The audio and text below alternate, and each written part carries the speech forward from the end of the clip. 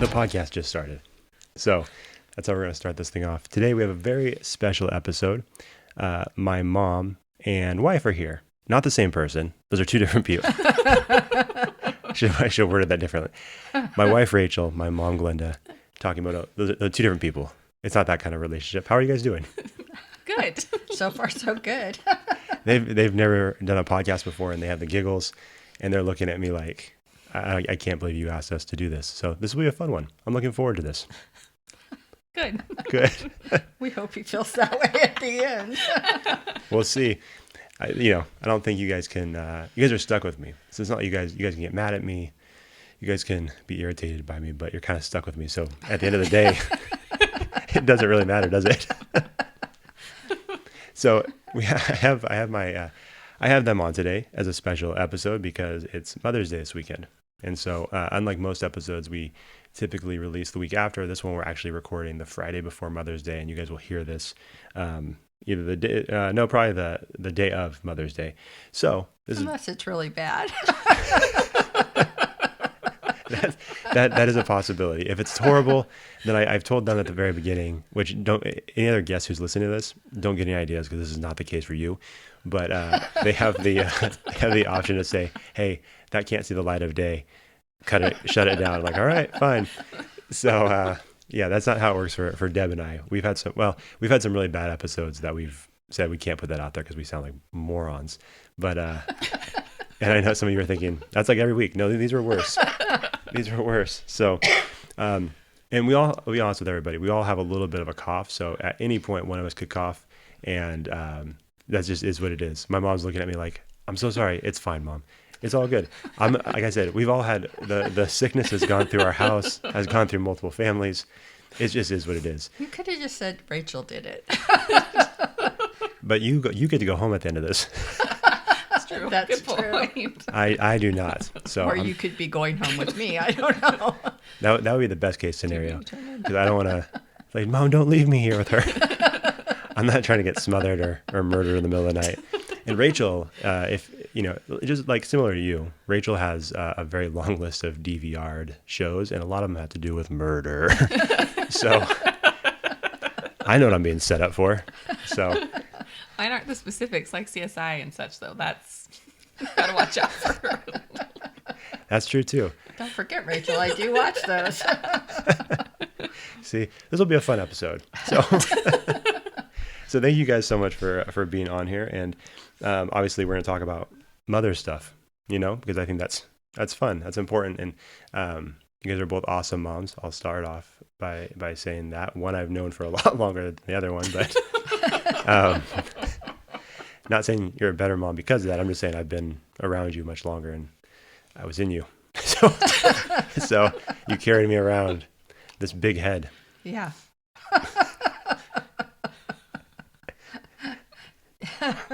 No, go ahead. No, I was just going to say a lot of people referred you to like a bobblehead because your head was so big. People still do. In fact, that's what I've told you guys. Every time we take one of our daughters to the doctor, and it's the checkup, and she goes through, okay, hey, the weight's really good, and the length, oh yeah, she's tall, and the head, bigger on the bigger side. It's like at this point, me and the doctor haven't understand. It's like I know, doc. I have a big dome. You should see my dad.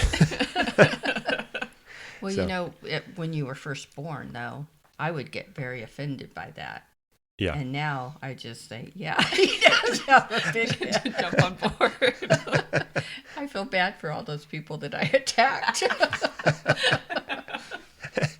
Yeah, well, that shows that you've been a mom for a while. Because after a while, those things because I'm your firstborn. So anybody who doesn't know, well, let me see. How many kids do you have? I have 4. I have 3 boys and 1 girl. Okay, four that And we know you're the of. oldest. Yeah. And then Ashley, and then Jordan and Justin. Yep. And Ashley and Justin have not been on this show, but everybody is very familiar with Jordan. You should be very proud of your son, Jordan. I am. Uh-huh. Yeah. He's a fan favorite on here. That's good. And it's not just people we know. It's like all these other people that we've gotten to know through the podcast are like, we love the one with the brother. Some of them still don't know his name, but they love his episodes. So you should be very proud. He's very funny. And then Rachel, how many do you have? Well, we have 2 girls, a 3.5-year-old and a 1-year-old. Yep. So, who's your favorite, guys? Oh, Obviously- gosh, obviously that's it's what happens Josh. at home all the time. Dinner And conversation. I just say, yeah, it's dinner time. They ask me those type of questions, and I usually say it depends on the day, or do you really want to know the answer? But in this case, in this situation, it's me, right? It's got to be because you're on the podcast with me. Okay. I'll say it's very rarely me, which is okay. I've accepted it. Most often, I feel like it's not the person that's asking the question. That's a good point. If you have to ask, it's probably not your turn to be the favorite. That's a good point. Okay, so you guys have 4 and 2, which I knew. Some of the stuff, I do know the answers to these questions, but I'll give you You're guys an just opportunity to trying talk. to trick us to see if we'll say, "Oh, I have 5 and you have 3." Right. Yeah, it was like, yeah, exactly. It's like I knew Rachel had another one before me. Or mom was like, those times where, you've said, we get in trouble. It's like, hey, you used to have an older sibling. Like, what? Especially in your backyard right now, you have like a big mound of dirt. So it's like, that could be anything. Most likely your father. Is he still at home? You'll see tomorrow. Yeah. I need to cut this short. I need to call and make sure my dad's still alive. So let me ask you this: I'm gonna start with you, Rachel. And I don't know if you thought about this. Because this is a new one that I didn't give you guys ahead of time. What is your mom nickname? What do the girls call you, or what are some of the different names they call you? Mama is the main one. I don't know that there's too many. I've heard our oldest call you mom a couple times, which is very weird. It is weird. You're 16 years old. What are you doing? It's true. She's gonna start calling you Rachel pretty soon. And then sometimes she calls me the nickname that my dad calls me because he teaches her that during the day while I'm at work. Which is Ray Ray. Ray. Got it. Just so she will say that as soon as I walk in the door. Yeah. For his own Enjoyment. joke. I don't know. Okay. Mom, so I'll just let everybody know. I call you Mamacita. You do. You call me Mamacita, and now once in a while, your oldest will call me Mamacita. She does. We've had to explain to her. It's like, that's my Mamacita. Your Mamacita's over there. Yeah. Yeah. So Ashley calls me Glendy a lot. Yeah. Jordan, what does he call me? Mama. Mama. He called Mama. Hey, Mama. Hey, Mama. And Justin, I think he just calls me Mom. Yeah. Yeah. I was trying to think. I think Ashley calls you Momsy every once in a while. Oh, yeah, Momsy. Momsy. And Jordan does call me Glenda sometimes when I'm not listening and he's trying to get my attention. Yeah. Hey, Glenda. Hey, And it's Glenda. like, oh, what, Jordan? None of us call you Mommy. No. Because no. that's weird to me. Weird. And there might be somebody that's listening to this like, well, I call my mommy. Okay, that's fine. I'm not gonna change my mind about it. It's still weird, especially if you're grown. I think coming from a grown man, it's like I just think you don't want to examine that relationship too much. You know what I mean? It is weird. Yeah. I agree. Yeah. Yeah. And we might know some people that do that, but anyways, we won't dive into that. Yeah, but no, that's always been weird to me. So okay, so those are the nicknames. What is your favorite part about? Because obviously this is a kind of a cool conversation because you guys are at very different stages of motherhood. You've been in it for 3.5 years. You've been in it for 33 years. So you've told us. That's how old I am. We're passing tissue right now. That one's not used. The used one's in my pocket. Okay, good. Thank you. That's how you know they're moms. They both have tissue, and they also don't care. It's like, hey, I think our daughter used that. So grandma's like, I don't care. I'll use it. That's how you know these are true moms we have on the podcast today. They brought the tissue to the table. And just so everybody knows, if you're thinking, hey, I can check this out on YouTube, you cannot. They did not want to be filmed. So this is audio only.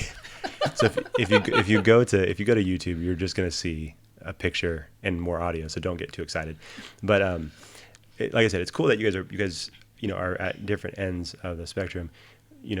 Rachel, we have 3 or 2. Wait, excuse me. I'm sorry, I misspoke. I have 3. You have 2. God. That mom was not available for the podcast. Oh, goodness. So I tried, but she's like, no, I'm not interested in sitting between your mom and your wife. Hey, so there's room in your car for him to go with you tonight? It's okay. I don't remember her name either. I just know what she looks like, so it's fine. But no, so you have 2, 3, and or 3.5 and 1, and you have much older kids. Yes. But it's cool because you guys are at very different stages. So I'm interested to hear, like, what is your favorite part about being a mom, and then what's the most challenging part? Because obviously, Rachel, you've been in it for much less time, but still some a lot of challenges, but a lot of fun too. And then, Mom, you've gone through a lot more life with your kids, so I imagine that the challenges could look very different. But Right. what's the most fun about being a mom, and then what is the most challenging thing about being a mom? You want to go first? Whoever wants to go first. Okay, well, just my kids are the best part of it, and spending time with them and watching them grow and turn into the people that they are. That's the best part. I just love being a mom. I always wanted to be a mom, and I have 4 wonderful, I guess I can call them kids because I'm the mom, right? But yeah, they're just great to be around. We have a lot of fun. The challenging part is sometimes you can say something that might hurt them or, cause them to feel bad. And when you find out about that, it crushes me. And so that's probably the challenging thing, because you always try to be aware of that things, but you're not perfect. So you can say something and you're not even thinking, oh gosh, that really is going to affect them, Yeah. So that's probably the most challenging at this point because they're older. But with that being said, one thing that I've really learned is that just because you're the mom, you should be able to apologize to your kids. You should be able to recognize that you've hurt them, or when you have an argument with them or whatever, that you should be able to go and talk to them and be able to say, you know what, I was wrong and I apologize. And I think a lot of parents and moms don't think that they can do that. But I think it's really important, because I think that makes them want to talk to you and know that even if everything doesn't go perfect and you have an argument or your disagreement, that you can still talk through it and you can still love each other and, be okay when you get done with it. Yeah, that's really Yeah. good. Yeah, I like that. Rachel? Yeah, so I think right now, like, I agree, like, it's a lot of fun. We're playing with toys and reading books and watching, like, I love watching kid shows and movies. Like, that stuff never gets annoying, or listening to, like, soundtracks in the car. Like, it's just a lot of fun. And just seeing them, like, learn new things, because they're at that stage where they are picking up a lot of stuff. And so it's really cool to see, kind of them put together. Like, our youngest is starting to really understand, like, when you tell her something or ask her to bring you something, she's starting to, like, pick up on that stuff. And, like, that's really cool just to see them learning. And it's just a lot of fun. But definitely challenging. We're definitely more in the state of not getting a ton of sleep all the time still. And, tantrums and power struggles sometimes. So those things are really hard to just kind of navigate, just a little bit more in, like, the exhausting phase in that sense. But that'll probably be it right now. Yeah, that's good. And I think one of the things that I appreciate about both of you guys as moms is that you guys are very selfless. You guys don't complain. I mean, when I say don't complain, I mean, like, you guys aren't constantly complaining. Growing up, Mom, I never heard you complain about us, right? You might have done it, but you weren't constantly complaining about how unfair life was, how difficult things were, how challenging things were. Like, we just never heard that from you. You just had a certain level of toughness that was always on display for us, which I always appreciated, because I think that was a great example to set for us. And Rachel, the same for you. Like, you, as difficult as things get and as frustrating as things get, you never give off that sense of just wanting to like throw in the towel and quit. Like it's just not something that you do. And again, I get like we've always talked about, like being a parent is super challenging. Being a mom specifically is really challenging because as much fun as I am, and I'm a pretty fun dad. It's true, you are. I'm pretty cool. Funnest. I'm pretty cool. If I can, Sometimes gets you in trouble, but that's okay. That's been a consistent theme of my life, right? Yeah. But it's one of those things where, as much fun as I can be, and I can be the most fun ever, like the kids still will always gravitate towards the mom. Like it's just how it is. Like there's, especially when you have a really, really good mom, the kids just want to be around you. It's like I'm having a great time with them, and then Rachel walks through the door and is like, "Dad, who? We have a dad?" Like, hey guys, you don't have to try to hurt my feelings when mama comes home. And even now, like when I come over to your house, Mom, I see everybody flocking to you. It's like, is Dad even here? And everybody wants to see you. Not that we don't love our dad. I'm just saying, there is a special connection that I think the kids have with moms, and so you guys have always been an awesome example of that, which I've always appreciated. Because like I said, and when I say like not complaining, like of course you're gonna have frustrating moments. You're gonna have difficult times. There's gonna be moments where you vent, and I'm not saying that you guys don't do that. You guys definitely have vented about different things, but I've never gotten the sense, like I said, that you guys are just like throwing in the towel. Like I'm just done with these kids. I'm done being a mom. I wish I wasn't a mom. Like that's never ever been the case, and I've always appreciated that about you guys. And like I've said this on the podcast before. I think I was talking to Trav Cole about this when we did a Father's Day episode last year. Parenting, it feels like it tells you or teaches you how selfless you can be and how much you're willing to sacrifice for your kids. But then there's definitely moments where it shows you how selfish you can be, and sometimes how you feel about being a parent. It's like, oh, there's certain things I just don't want to do this today. And it's like, but why? There's really no good reason. You just don't want to do it. And it kind of shows you, it's like, man, I can really be selfish sometimes. I know I've felt that for myself. Have you guys felt that before? Like, have you guys felt becoming moms and being moms? Like, have you recognized how much more selfless you can be? And then have there been moments where you're like, man, I didn't think I could be selfish with my kids, but sometimes I can have a tough time with that. Does that make sense? I think so. Like you mean selfish as in like wanting to put yourself first, or like yeah like your own, not even yourself. I'm trying to think of a good example where like if your kids are like, so for example, if your kids want to play with you, and normally they'd be like, oh my gosh, this is so much fun, but there's moments where it's like your kids are so excited to see you and you're like, I don't want to play with you clowns today. You know what I mean? But it's like, and you think about it, it's like, well, they're so excited to see me. Like, why would I not want to play with them? But in certain moments, you kind of have that. There can be that negative thing in your head where it's just like, I just don't want to do it. And I know for myself, it's like, oh, I really can sometimes get really selfish when I'm tired or when I'm in a bad mood. Like you really can get into a selfish place.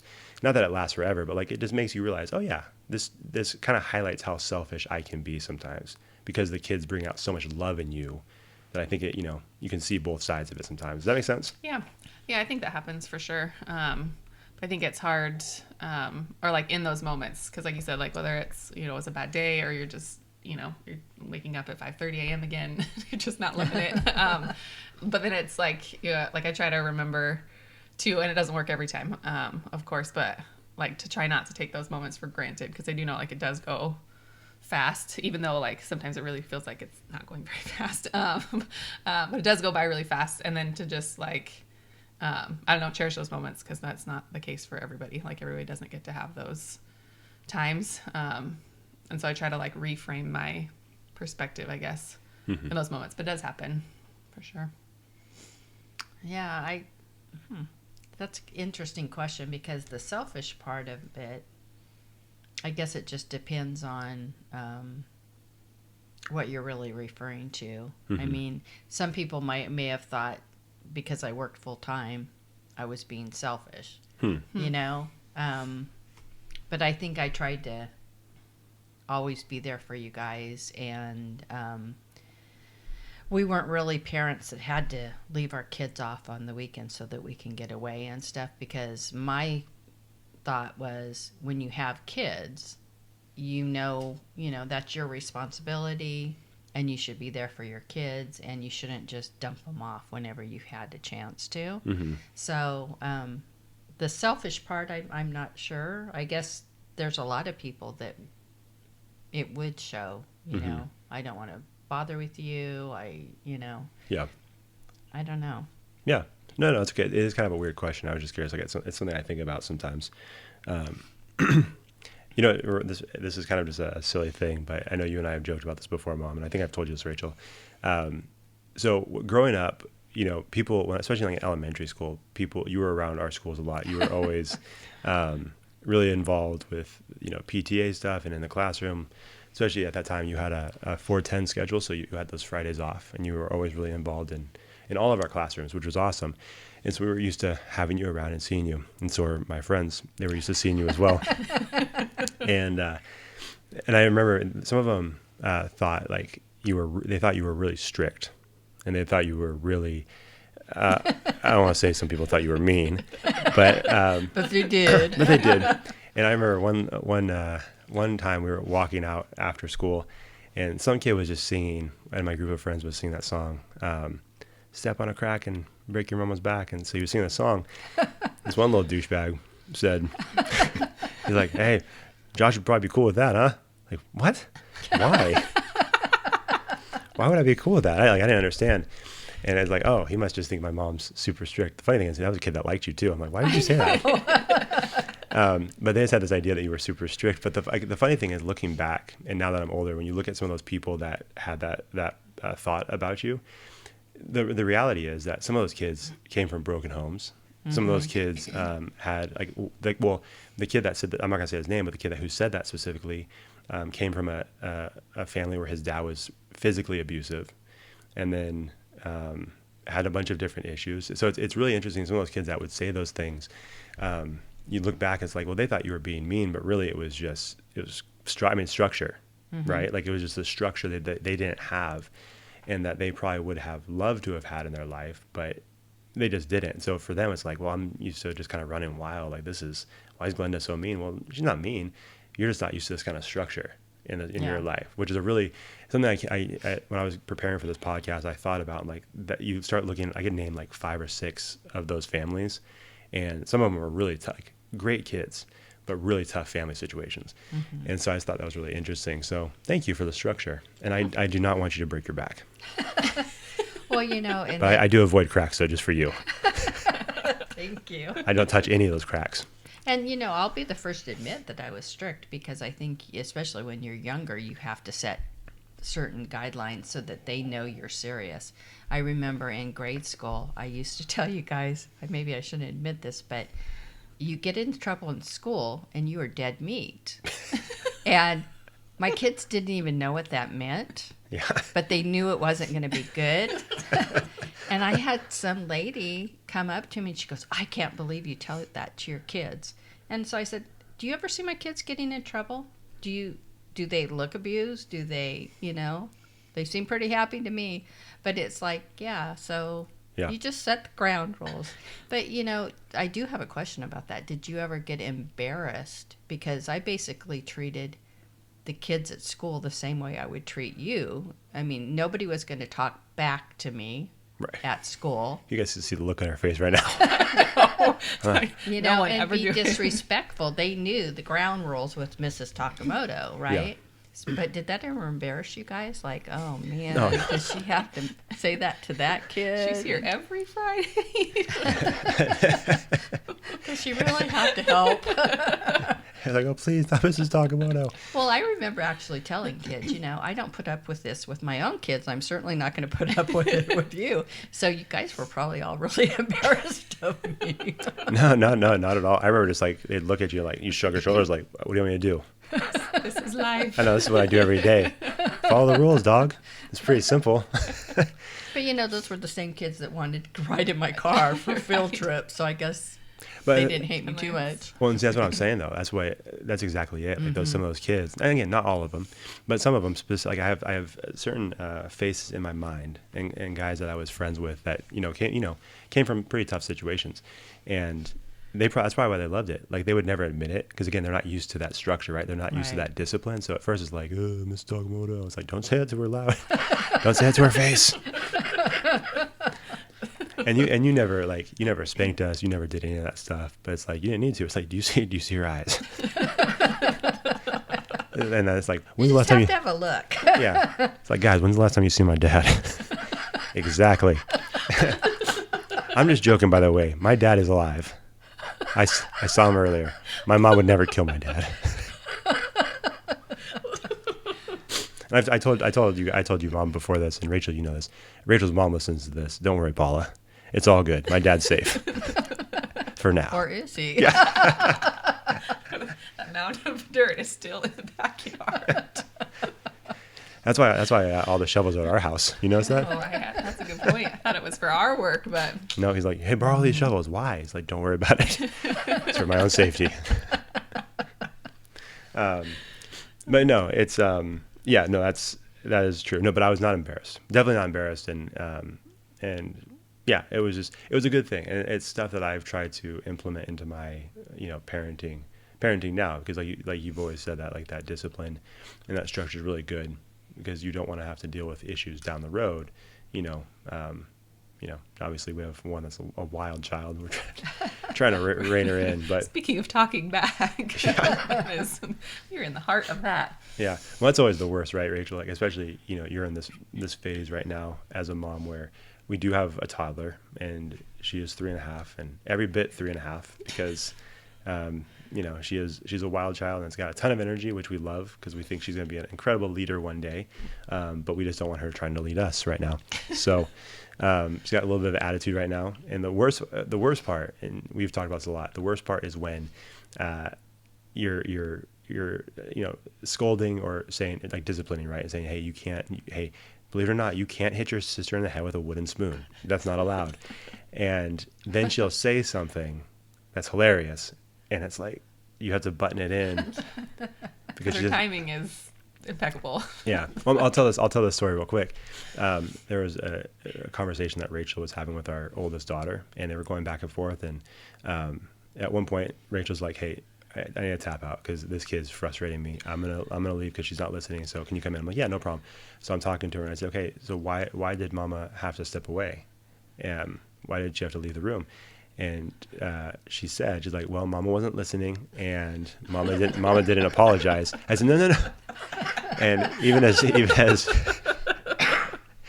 frustrated as you were, I could hear Rachel laughing in the other room, like, "I can't believe that little clown said that." It's like, no, I think you're missing the point. I think you needed to apologize, and I think you were misbehaving. That was not good. So it's how difficult is that, having to deal with those moments, like where you're really frustrated, and all of a sudden they try to crack a joke, or they say something that is just funny. Very, because I laugh a lot. So it doesn't take much, especially like when you're tired, right? You're just tired, so stuff just is even funnier. So it is hard in some moments. Other moments, I do just fine, but some moments it is pretty hard. Just because she's smart, and she like picks up on stuff pretty quickly, and can, like I said, like her timing with her phrases and stuff it is pretty comical a lot of the time, but I try to do the best I can to keep it focused for the greater good of Right. accomplishing what we need to accomplish in that moment. But no, it's not easy. It's definitely not easy, and she makes it difficult. But gotta keep pressing forward. So let me ask you this. It's kind of like a big question, but now this is gonna be a weird question for you, Rachel, because you haven't been in it that long. So it's kind of relative to each person. So if you could go back in time and give your younger mom self, some advice, one piece of advice.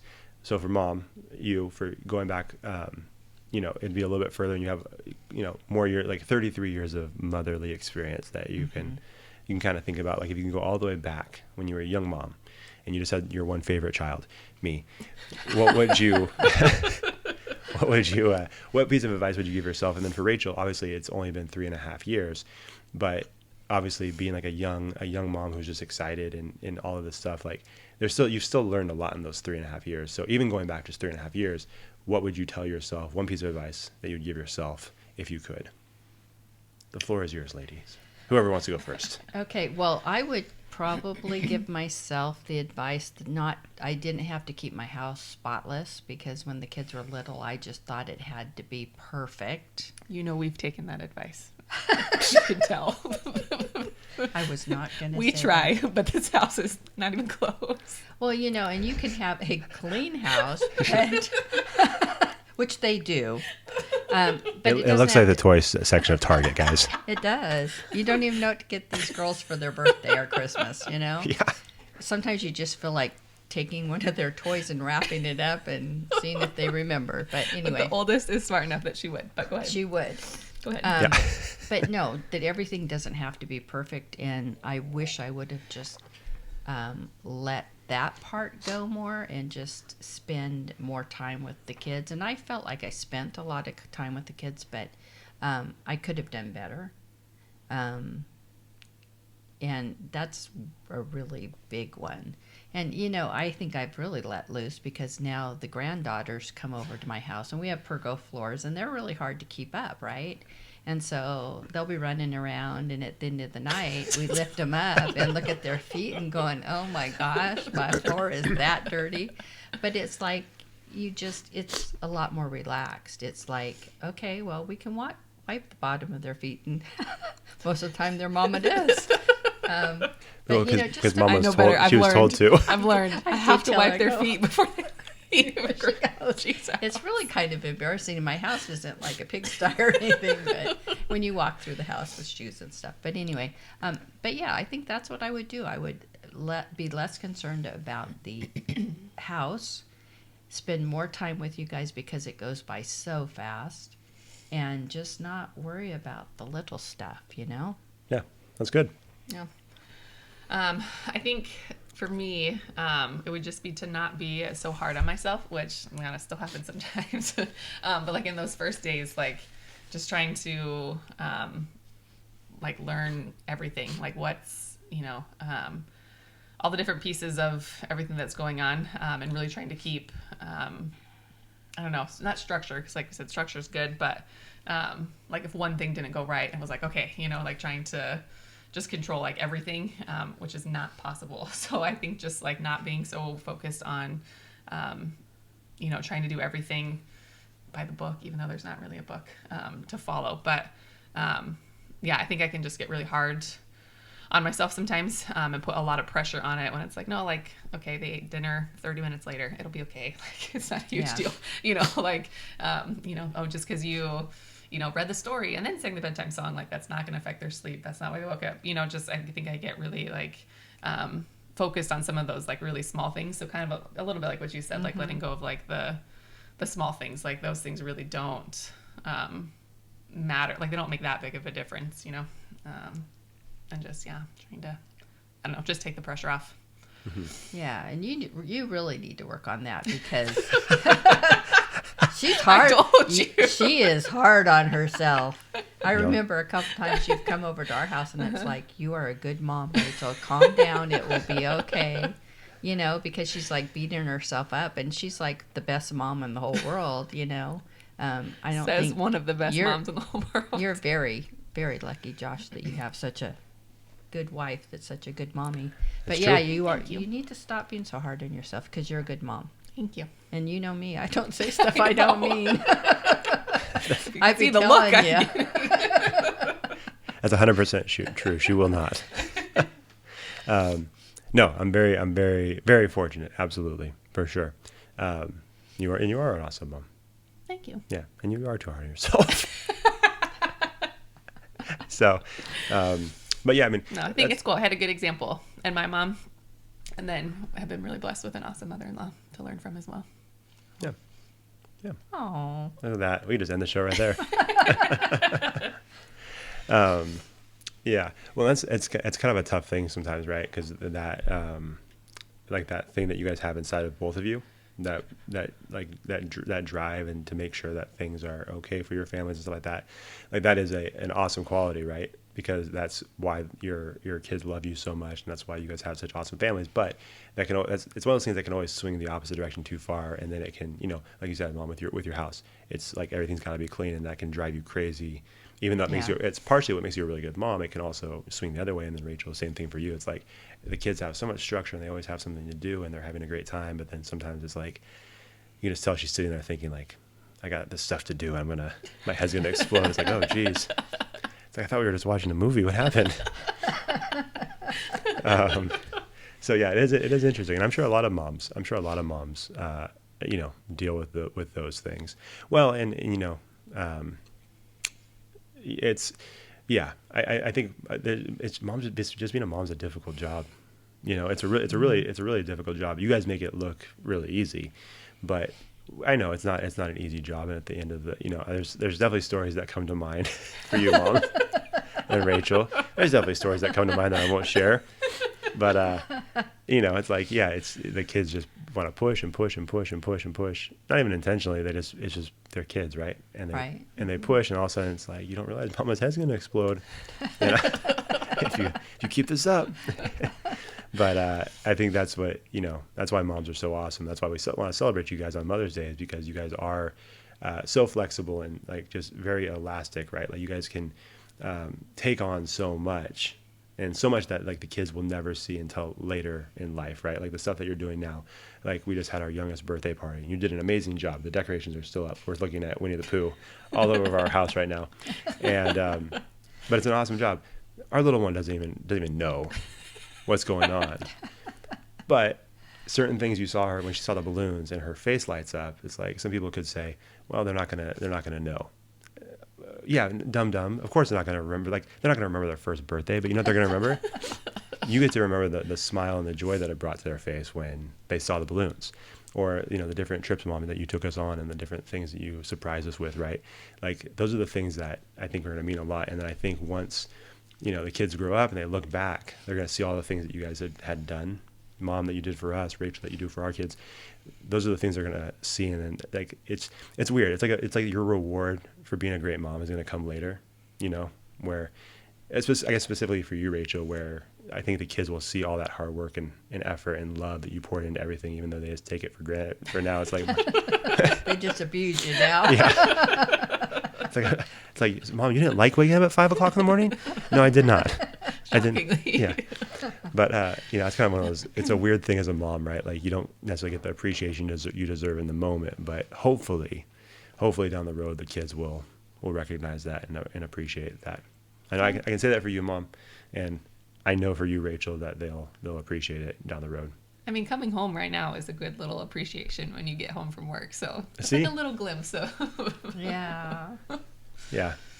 The other day, because Mom, on some days of the week you watch the kiddos. Friday, right? Is your day to watch, and so there have been times where I'm not gonna say it hurts my feelings, but I get home before Rachel, and I walk in. I'm like, "Hey, Daddy's home. The fun's arrived." And then the little one loves seeing me. The oldest one is like, "Oh, it's not Mama." The other day she started crying. Like, well, you could have left the tears out of this. Like, I feel bad enough that your shoulders went down, and when you saw Dad, but like you didn't have to cry. It's like, oh, she ran to you, right? It was like, well, I thought you said it was Mama. Like, hey. What the heck? I should have like a knock on the door so whoever's watching knows which one of us it is, so you can like prep them. Yeah. I know. That's how I'm gonna know if my mom's mad at me. She's like, "Oh, it's just Daddy." It's like, "Oh, she's in on it too." We get home pretty close to each other, so it is hit or miss depending on traffic and. I know. I'm a little disappointed when I get home before you. I'm like, "Oh no, this is gonna hurt. This is gonna hurt my feelings." So, Mom, this is a question more specifically for you, because Rachel, it just doesn't apply to you. Sorry, and maybe if it does, then it's not my kid that we're talking about. But so obviously, I'm 33. Your youngest is 26. No, 24. 24. 24. Yeah, he's gonna be 25. 24. So Justin's 25, coming up on 25. So obviously, all your kids are older. So what has that been like, seeing how the relationships changed from, you wiping our butts, taking us to school, graduation, all that stuff. But like now, everybody, being adults, everybody has good jobs. Like myself, grandkids, these different stages of life. Like, what's that been like? Is that a weird experience or weird thing to experience as a mom, like going through all of those stages? Because I mean, at this point, you've gone through a lot of different stages of our lives. Like, is that a weird thing? It is, because it goes so fast, and I know people always say that it goes really fast, but it does. So anybody that has small children, trust me, it goes really, really fast. So you need to just enjoy every minute you can, even the bad moments. But it's nice now because you have that relationship with, your older kids, so you can talk about a lot of different things, and it's kind of it makes you feel good when one of your grown kids comes to you and says, I need your advice, or what do you think about this, or it just makes you feel good, and it's nice to have that relationship, and that they still need you, even at this age, they still need you. And I try not to give advice unless I'm asked for it, because I think you have to respect that they're adults now. But yeah, it's just grown into a really good, I hate to say friendship, because some people say you can't be friends with your kids, and it's like, well, I'm sorry, I am. But it's grown into something really special too, Yeah. I think that just speaks volumes to who you are as a mother, that you do still have that relationship with all of them. I think that's very cool. Yeah. We all love Like you. when we were dating, like I just loved like the dinner time conversations and stuff. Like there'd be a time that's like we'd sit there and like pre-kids, we can't really sit at the table for much longer than 15 minutes now, but like I feel like we'd sit there for hours and like just random conversation. But I feel like it's those moments that leads to the special bond that you get to still have with them as adults. And and I do have to say that Josh was really good when he was living at home.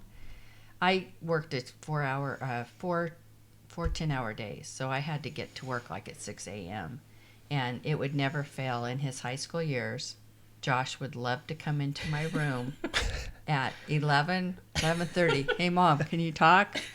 It's like, I have to get up at 4:30, but sure, we could talk, And if anybody knows Josh, he can talk. I've been doing this podcasting for a long time. Yeah. Wait, you're telling me the sleep thing will never get better? It will never get better, Rachel. Oh, dear. But you have to say yeah. Sometimes I had to sit up so I wouldn't fall asleep, but you always have to be there for your kids, and it's nice that we still can do that. We used to carpool at work, and we would have interesting conversations. But now, Sometimes not even with me. Sometimes she was having conversations with other drivers in the middle of our conversations. But I would pick right back up She didn't. after I called them a You moron. idiot! Like, anyways, yeah, I think what you and Rachel are doing is awesome. Like, thanks, Mom. But now the other kids do it too. Ashley will come in and she'll go, Mom, I need to talk to you, and it's like, okay. And then the other night I think Jordan and Ashley, they were both talking about stuff at the same time, and then Justin comes in.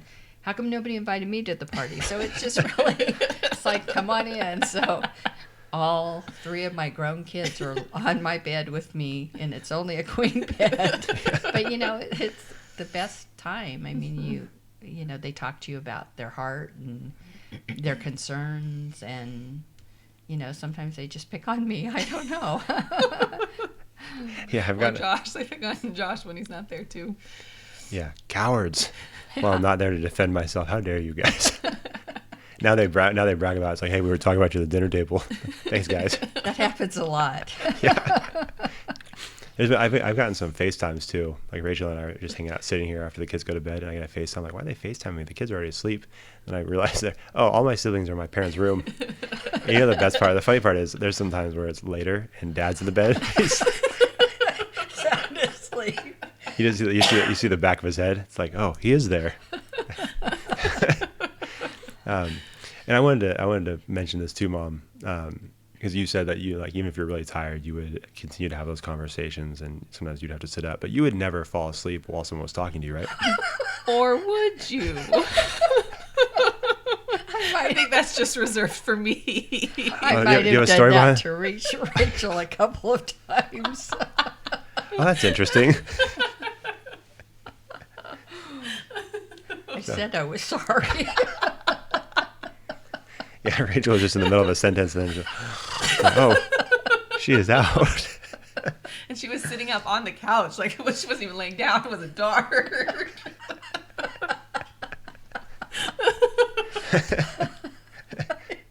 Sorry. Oh my gosh. Man, that's yeah. But no, yeah, that is interesting. It's a very bizarre. Actually, one of my coworkers today was saying that his daughter got married, and he's like, man, that was like one of the hardest things you'll have to do as a dad is give your daughter away for marriage. And like, not gonna be my problem. She's not getting married. So,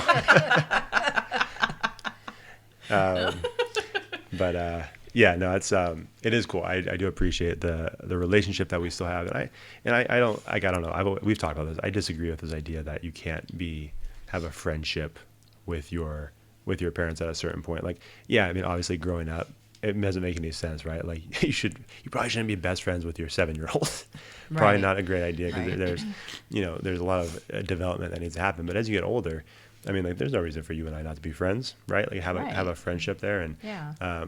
again, like Rachel said, I think it speaks a lot to the just all the love and respect we have for you and the awesome job you did as a mom as we were growing up. Because it's unfortunate, but you hear, and maybe people that are listening to this, like you have situations where there is that disconnect between a parent and a child. And when I say child, I mean like a grown adult.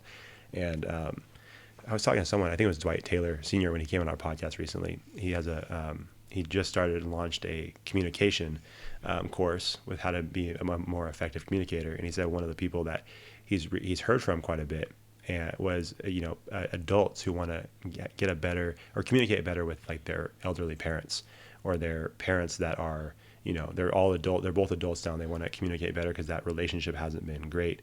And so I think about that all the time, that we've been super super blessed and fortunate that we have such an awesome relationship with you, because that's a fun thing. And then like Rachel, like you said, you saw the relationship we have with them, and then hopefully our kids get to see that as well, and it's just a cool thing. And then, obviously, I believe that you're going to have that with our kids too. All those fun conversations when they're not talking back. So this is actually, Rachel, I have a question for you. Part of me wants to kind of go back and talk more about all of our trips in the car together, Mom, because there's some fun stories there. And I kind of get the sense that like you which story I love, and Yes. I'm not going to share it because I feel like Because you're saving it for my funeral, right? Oh yeah, I'll share it as much as I can. I'll share it on all podcasts, and and I also want to point out, I don't know why this just hit me. This might be a weird thought. Obviously, my last name is Takimoto. If anybody doesn't know, I'm half white and half Japanese. So I don't know if anybody was thinking like, that lady doesn't sound Asian. That's because she's my white half. So just in case anybody was curious out there. And I can say that because it's my podcast. So, so Rachel, this is a question for you. And this is not one that I gave you. So hopefully this doesn't take you off the beaten path too much. I apologize. This one takes you back. But so obviously you had mentioned your mom, who is a listener of this show, of this podcast. And so once you became a mom, did that like make you think back to certain things that your mom would do as you guys were growing up, and did it increase the appreciation that you have for those things that your mom did as you guys were growing up? Does that make sense? Yeah, I think for sure. So especially, so like I still work. My mom, when she had my older sister, stopped working basically until I was in second grade. So she was definitely the stay-at-home mom, and did all that. So I think thinking back to those things, and just, all the different stuff, like even the stuff that you wouldn't like you joked with our kids, like that you don't know, like they don't pick up on their first birthday, things like that. Like, you definitely do appreciate those things, and the effort that, the parents made to, prioritize, family trips, and we had family dinners, every night, and just all those things, and seeing, and then once my mom did go back to work, watching her manage that and, raise us and being there for us and, all of that. Yeah, there definitely is an increased appreciation for sure, for just all of that stuff. And, the fact that, like growing up, never really thought like because sometimes I feel like I'm like visibly tired. Like I didn't really notice my mom being tired when I was little and things like that, you know? And so still being able to, just be there for us and all the fun stuff that we would do and all of that. So yeah, definitely. Yeah, I think that is a cool thing about becoming a parent, and specifically a mom, that you get to see those things, and I think it really does highlight those things. It's cool because I think it's like what I was talking about earlier, like that reward kind of comes later sometimes for moms, where it takes a while, and it's like what we've talked about with in my other podcast with coaches. Like sometimes you have to, like as a coach, you almost have to understand that you're a part of this athlete's journey for a little bit, and then they move on. But what you're hoping is that the things that you have an opportunity to teach them in that moment is going to stick with them for the rest of their lives. And that even if they don't get it in the moment, hopefully at some point down the road, like while they're at work in their career, it's like hits them in the head. It's like, oh, that's right. That's what my coach used to say. And it's kind of the same thing with, I think, being a mom. Like you say all this stuff and they're probably thinking like, oh, mom, and then, down the road, I think it's like, oh man, my mom actually did a ton, and I didn't even realize. I've even heard people say that people that I know that don't have the best relationship with their mom, they've even they've even gained a gained a greater appreciation and respect for what their mom went through, and even if they had a rough relationship, like they did look at it in a different way. I was like, man, I still have a tough relationship with my mom, but I can see a lot that she had to go through, and there's that empathy and compassion that I think is increased too. So that's great. I think that was really good. Yeah, I think you just think back to, like, no offense, Dad, but Mom really kept things running. You gonna say that, Josh? Does it need to be said? But then I think it's been cool too, like watching my mom and you, Glenda, like become grandmas. And seeing like some of the similarities of the stuff I feel like that like my mom would do with us, like I remember crafts and stuff, like especially at birthday parties and whatnot, and like I mean my mom does crafts with Zoe now, like all the time, and so I think it's cool, like just seeing some of those things, like so like being able to kind of do those things again, that they like she used to do with us, and so I think it's cool. Yeah, watching that as well. Yeah, I agree. Yeah. Is there you guys have any like funny stories that maybe come to mind from being a parent? I mean, I like I said, Mom, I have funny stories. Rachel, I have funny stories here. But like when you think of your kids, when you think of being a mom, do you have any kind of fun stories? It doesn't have to be funny, but like just any stories that maybe stick out to you as being a mom. And if not, I'll jump in. I was having a hard time thinking about that. Just funny because when you hear one, it's like, oh yeah, I remember that. Yeah. But like, can I share one about you, Mom? Okay. Seems a little too eager. I'd be concerned about.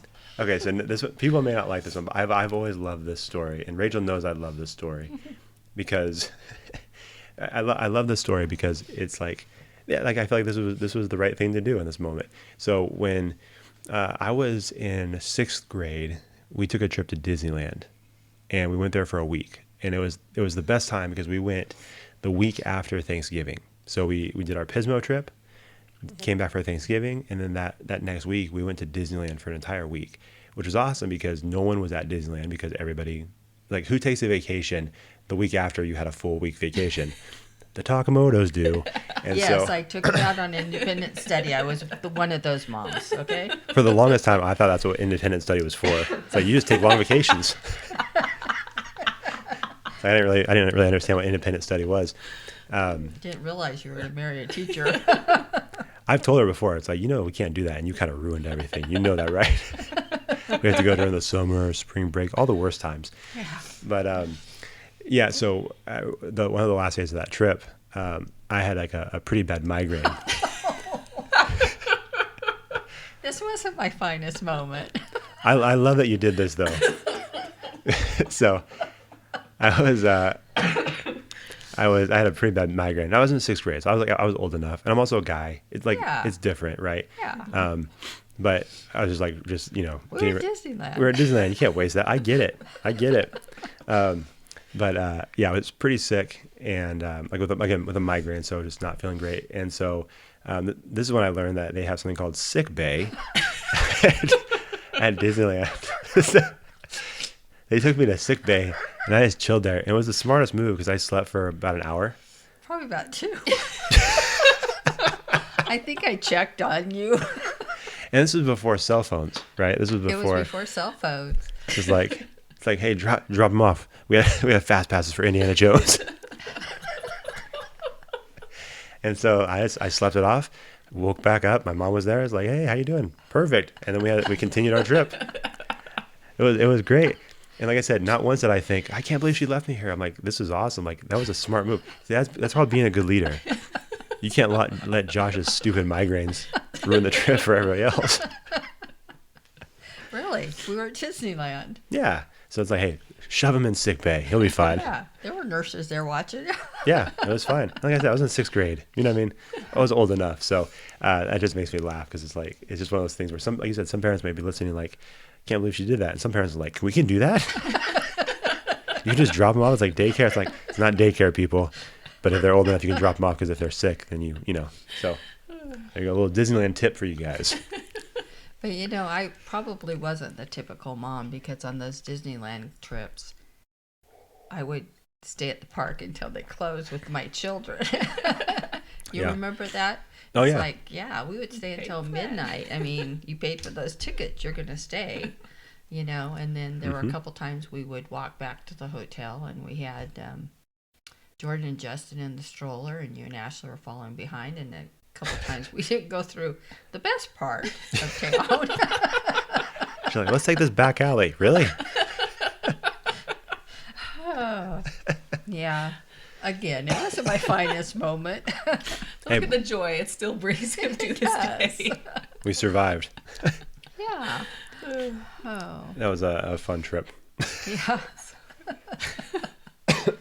I think all of our trips have been fun, though. Yeah, I agree. We've had some really good memories. You guys always have good stories for sure. Yeah.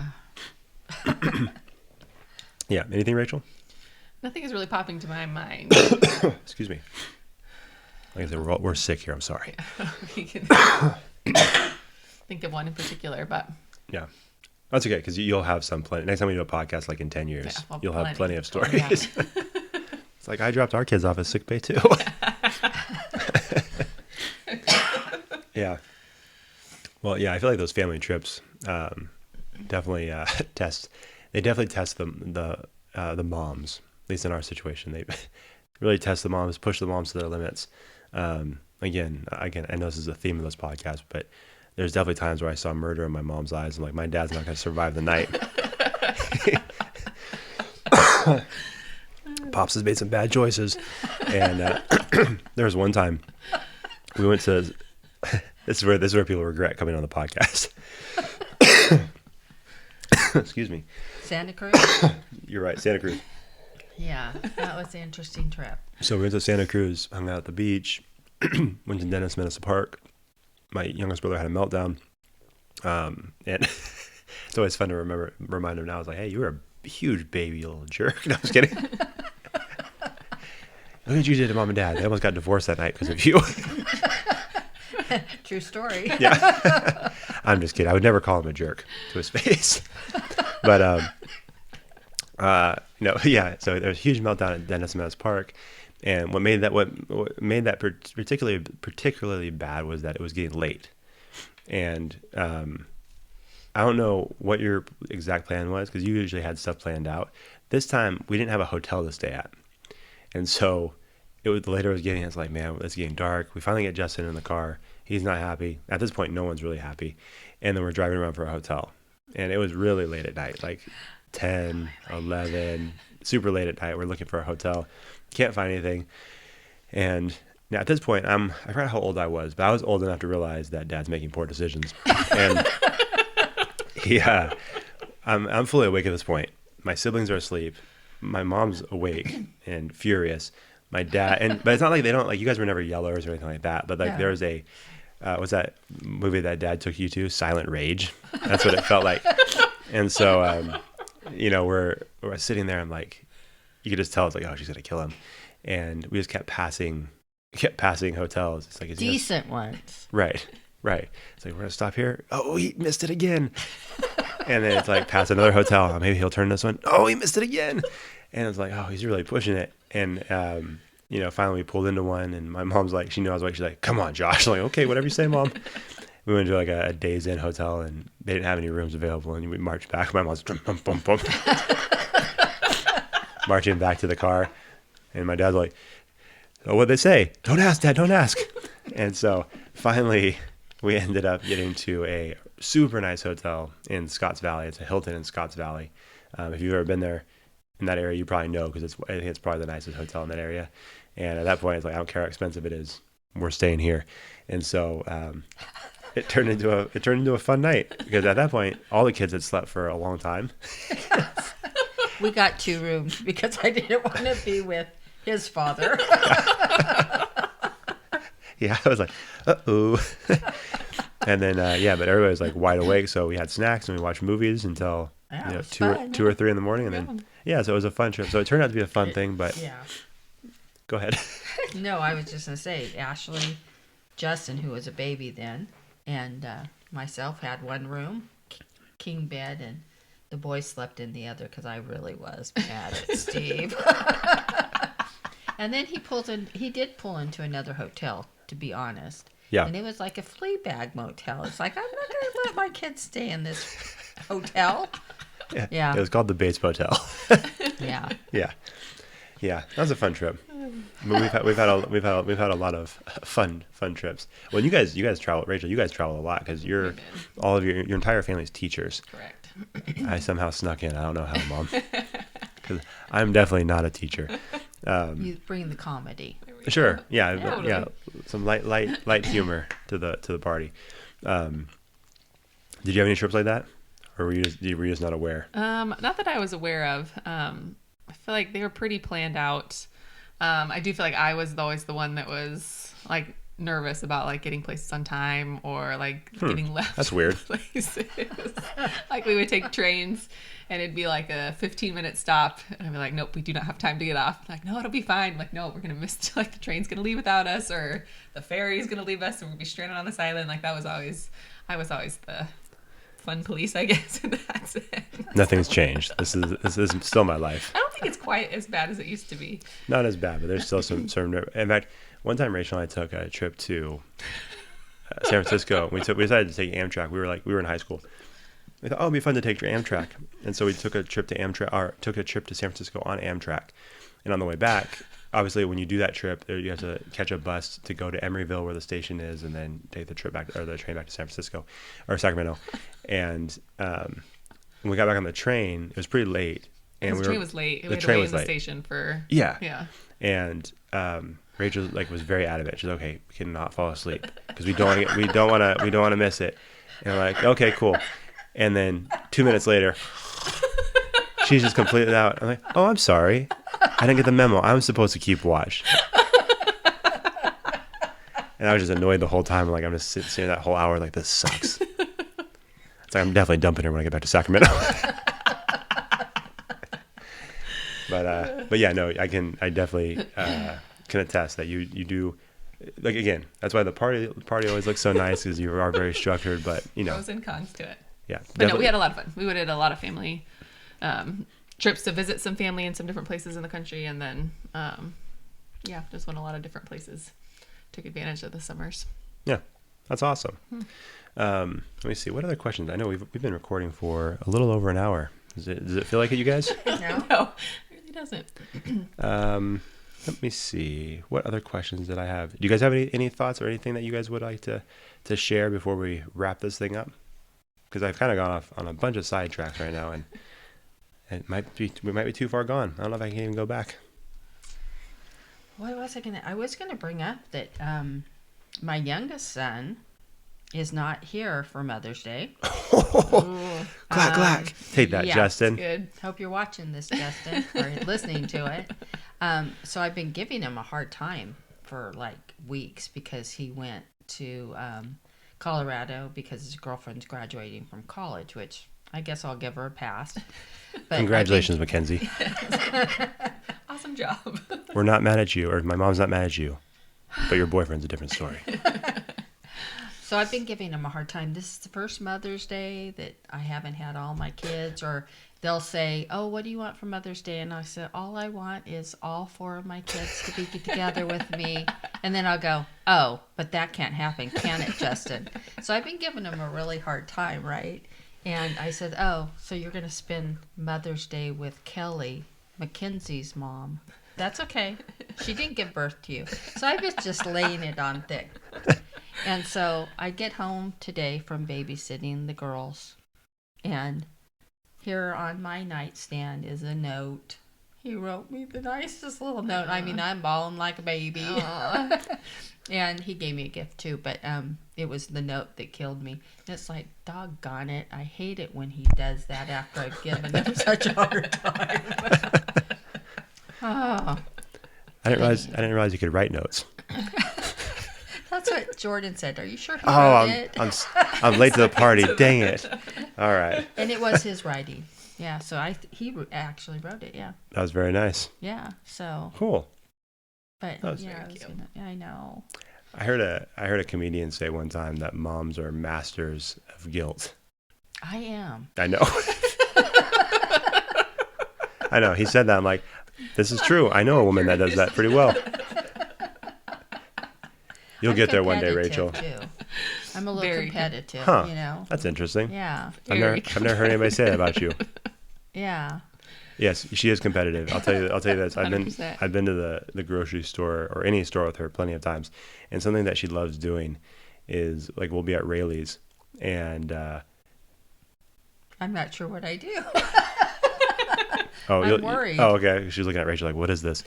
Yeah, you go to Rayleigh's and you'll look for something, and in earshot of one of the workers, you'll say, that's okay.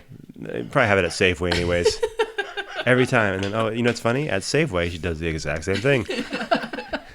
So even people that she, there was one time years ago at the Rayleigh's that we go to, one of the cashiers made the dumbest mistake that I've ever seen anybody make in front of my mom.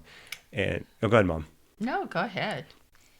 He basically implied, I don't know how the whole conversation went down, but I was with her.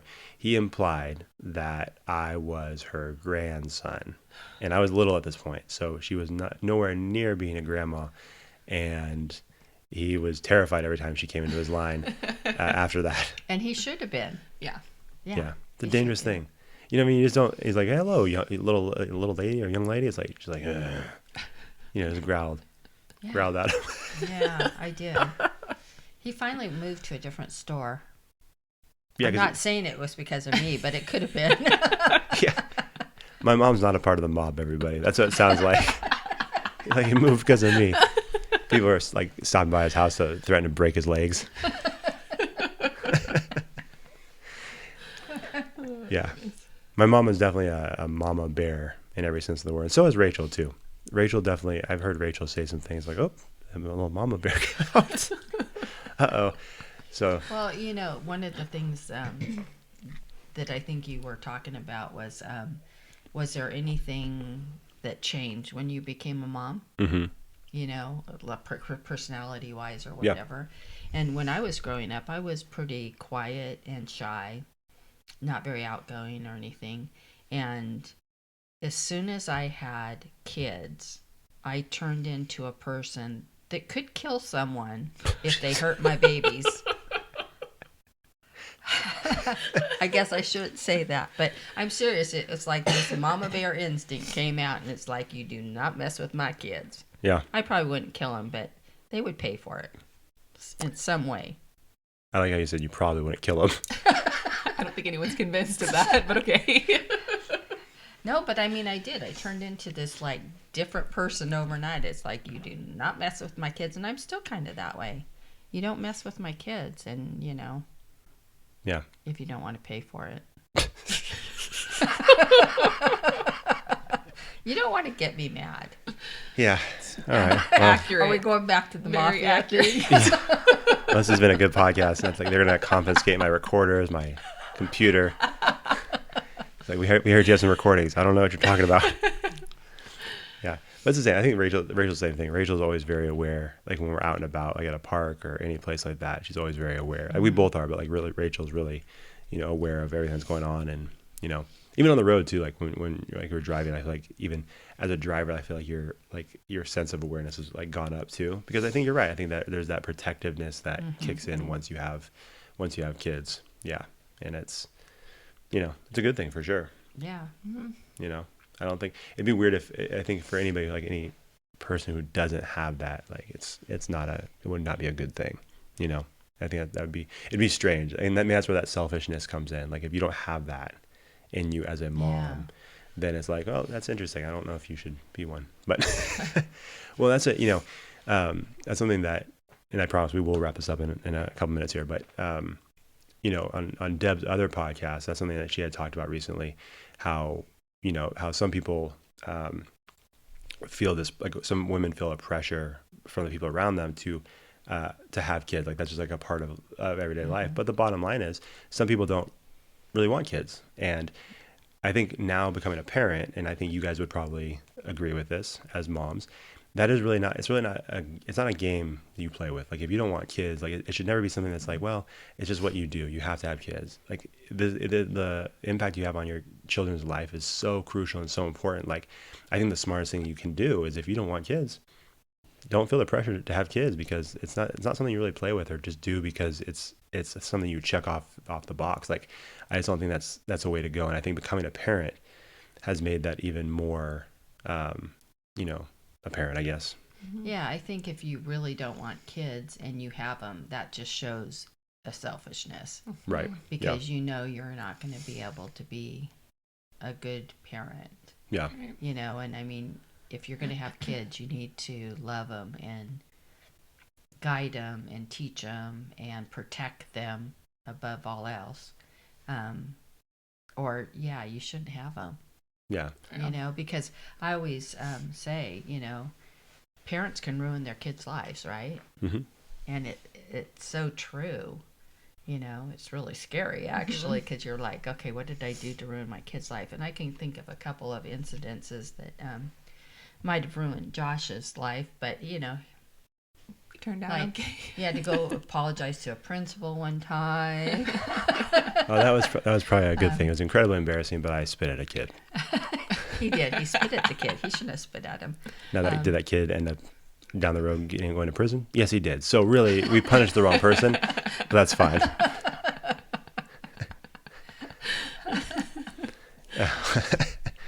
Yeah, no, it's very true though. But it kind of came up because like you guys, I feel like you guys were meant to be moms. The way you care about the kids, the way you love the kids, like how much the kids are just constantly on your mind, and like whatever the next thing is that they're supposed to do, whether it be doctor's appointments. You don't set up my doctor's appointments anymore, Mom, but I guess that was more meant for Rachel.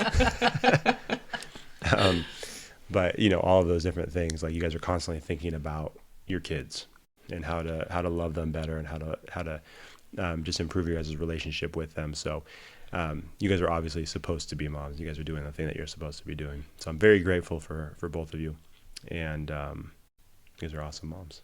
Oh, thank you. Yeah, you're welcome. That was synchronized. That was weird. So, I mean, I know you guys have kind of said it already, and I don't know if it would be the same thing that you just said, but do you guys have any final thoughts before we get out of here? Any final pieces of advice for Rachel, for you, like for a young mom, or maybe a mom maybe there's someone out there who's pregnant right now that's dealing with some of the anxiety of what's to come, when they have their child, and then mom, any advice you might have for a mom at any level, any of those levels that you've gone through already, where adult kids, the babies, any of that stuff. Like, is there any advice you would have for any moms out there? Or maybe it's not advice, maybe it's just like a little word of encouragement for moms out there. I don't know. I think I would just say to just enjoy it. I think it's going to come with hard moments and challenging moments, but try not to, like, at the end of the day, like, it's easy to go back to the 4 or 5 things that were like the hardest part of the day, but like usually there's some good in there too. So I mean, I think just trusting your instincts and Yeah, just enjoying it, I think. Yeah. And I hope this is okay to bring up, but we won't say names, but obviously you have a friend that's dealing with something really difficult and who's a mom. And I think for you, that's put a lot of things into perspective sometimes too. Or it's like it's an unfortunate reminder that sometimes the things that we make a big deal about are probably not as big of a deal. Right. Yeah. My hard day, I air quote that, looks very different than others for sure. Yeah. You know, and like we always talk to, like there's two of us, you know, we're not single parents, we're not Military family. There's so many other situations out there. So I think, which is hard. It's hard to do in the moment for sure, to, you know, kind of reframe your focus, you know, so that you're not, you know, and kind of keeping that in check. But yeah, that's probably what I would say. Yeah. Awesome. Yeah, and I would just say, you know, don't be so concerned about the little stuff. Enjoy your kids because it will go extremely fast. Develop a good relationship so that you can talk to them, and even if they have something that they need to talk to you about that is going to be really hard for you to accept or deal with, you've got to let them know that they can come to you about anything, and that you love them, and that you're just always there for them, and to protect them. And there was something else, and I completely forgot it as I was rambling on. That's all right. That's okay. Yeah, it does go by really fast, and you just got to enjoy the time that you have with them and try to develop those good relationships and those good memories. And, you know, there are frustrating moments. I know I've had some with, especially my youngest, because we probably butt heads more. And, that was it. It's like you can have differences of opinion, especially when they get older. But you can talk through it. You can, you know, try to hear their side of it, and hopefully they'll try to hear your side. And again, you have to be able to say, hey, I was wrong. Or I know with my youngest son,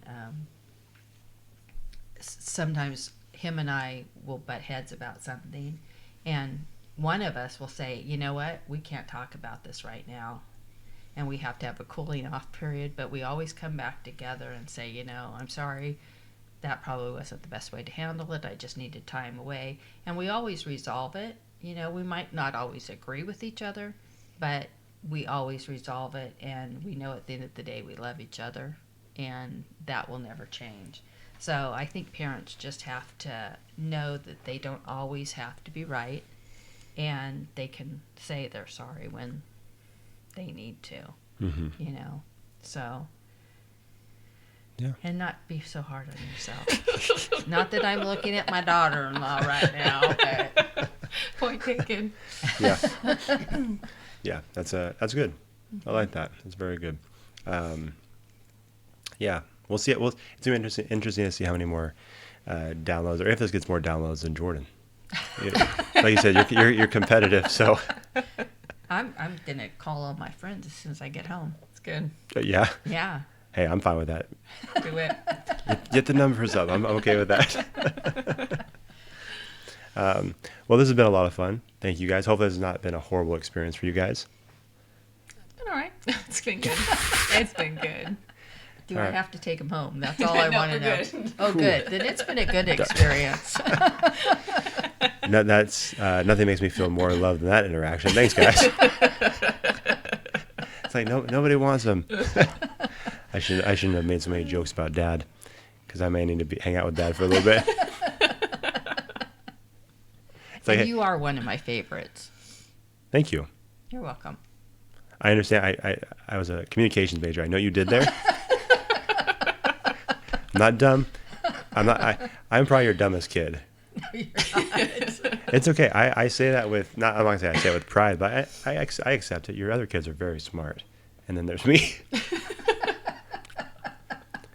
You know, I was like, I've always joked, like, you had Jordan and Justin and Ashley, like, they were watching smarter shows, and there Josh was watching Winnie the Pooh and Ninja Turtles, which are awesome, but also, explains a lot. But you're fun. I like to think I'm fun. I'm a fun guy. Yeah, thank you, Rachel. Yeah, you make an awesome dad. Thank you. Yeah. It's true. Yeah. All right. Well, thank you. I appreciate that. Well, you're my favorite mom, and good. you're my favorite wife. Oh, good. Yeah. We're glad to hear that. Yeah. Yeah. Well, I think that's where we're going to end this thing. Yeah. Usually I would say, hey, do you guys want to put your social media stuff out there? But I'm not going to do that because there's not a need for that here. You know what? I did have something. Jordan. Yeah. You know how he's a nice kid, right? Yeah. He's a good guy. Well, I was asking him Except about when he's on this Twitter podcast. the other day. Jeez. Right? Twitter, because I don't know anything about Twitter. I hardly use my Facebook. And he very delicately told me, Mom, you really don't need Twitter. And I said, oh, why is that? Well, you're kind of old. Oh, jeez, Jordan. And he feels like I would use it for political gain or something. I don't know. But yeah, he basically told me I'm too old for a Twitter account. Oh. And I said, well, fine. I didn't want one anyway. Well, leave it to Jordan. Of course, that makes sense. Yeah, well, yeah, that's not, I wish he wouldn't have said that, but, That's very funny. Well, to everybody who's listening, I hope everybody has a happy Mother's Day. If you, if you're out there listening to this and you're not a mom, celebrate your mom.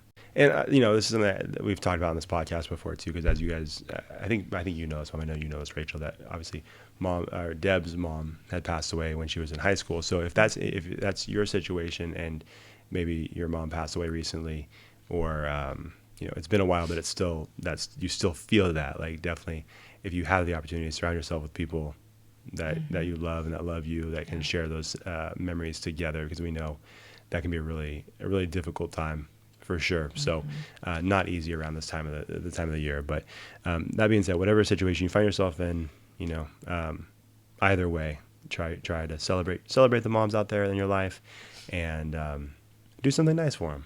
Get some flowers, breakfast in bed. Sometimes I see those videos of kids doing breakfast in bed for their moms. I'm like, ugh. Ugh. These little Please suckers do not can't do that cook. on Sunday. No, I will not. That'd be a mess. Yes, no, not a great idea. So, anyways, thank you guys so much. Happy Mother's Day to both of you, and I will talk to you later. I say that like I'm not going to see you guys again. I'll see you tomorrow, Mom. We're coming over to celebrate Mother's Day. So, see you guys. Happy Mother's Day. Thanks. Thanks for watching the show. If you enjoyed that episode, make sure you like it, share it, and hit the subscribe button to get a new episode every week. We'll see you next time on the Connectable podcast.